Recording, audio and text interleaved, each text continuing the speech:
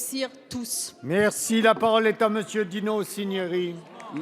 Monsieur le Premier ministre, la vallée de l'Ondaine, dans la Loire, subit ces dernières semaines une recrudescence de violences stupéfiantes. L'uniforme et notre drapeau ne sont plus respectés dans notre pays. La semaine dernière, un individu a volontairement encastré sa voiture dans le sas d'entrée du commissariat de Firminy. J'ai rencontré les policiers qui étaient en état de choc face à cette violence qui aurait pu engendrer un drame terrible.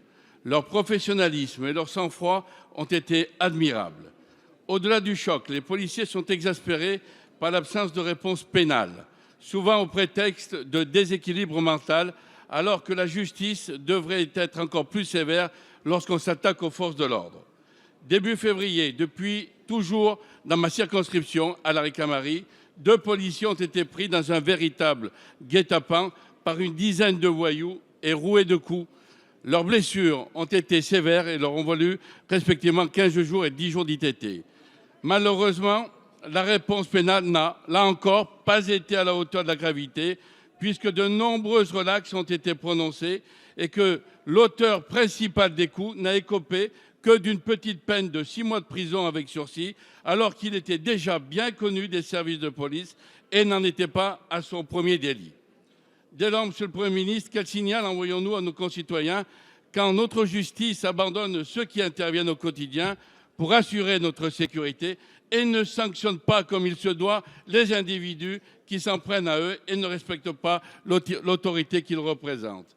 En 2015, 33 000 faits de violence à dépositaire de l'autorité ont été signalés d'après les chiffres du ministère de l'Intérieur.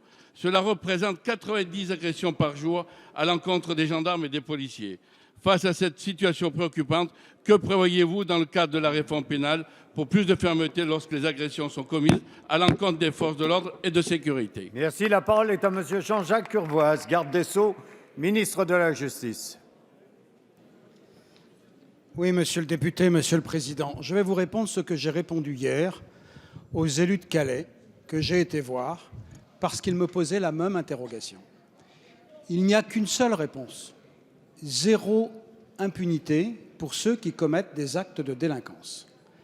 On ne condamne pas, on ne sanctionne pas sur la base simplement d'une opinion. Quand les procédures sont construites, quand les faits sont avérés, quand les charges sont démontrées, les magistrats sanctionnent comme la loi en fait l'obligation. Je ne connais pas, monsieur le député, je ne connais pas de juge qui soit laxiste. Je connais des magistrats qui appliquent la loi. Il faut pour cela la sérénité. La sérénité, c'est le fait d'éviter des pressions ou des commentaires. Merci de votre question, monsieur le député. Merci, monsieur le garde des Sceaux. La séance des questions au gouvernement est terminée. La séance est suspendue.